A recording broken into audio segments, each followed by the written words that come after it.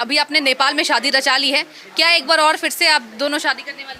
बिल्कुल करेंगे, अगर नागरिकता मिल गई तो धूमधाम से करेंगे। पाकिस्तान भी देखेगा और भारत भी देखेगा। देखिए, उत्तर प्रदेश के मुखिया योगी जी के लिए क्या कहेंगी? आप अभी उत्तर प्रदेश में मौजूद हैं और बुलडोजर बाबा के नाम से भी उन्हें जानते हैं, तो योगी जी से आपकी क्या गुहार है? यही रिक्वेस्ट है कि मुझे यहाँ की नागरिकता दे दें और मुझे पाकिस्तान वापस न भेजा जाए। यहाँ की जेल कबूल है, पाकिस्तान जाना नहीं। मतलब यहाँ की जेल में आप रह जाएंगी लेकिन पाकिस्तान आप नहीं जाएंगी। मैम ये बताइए, आपके बच्चे यहाँ आकर खुश हैं? बहुत ज़्यादा। उनको तो परिवार मिल गया, वहाँ के लिए मैं मुझे ही देखते रहते थे। अब तो बुआ भी है, चाचा भी है, दादी भी है, दादा भी है, परदादा भी है। तो बहुत खुश है। गए पागल हो गए हैं।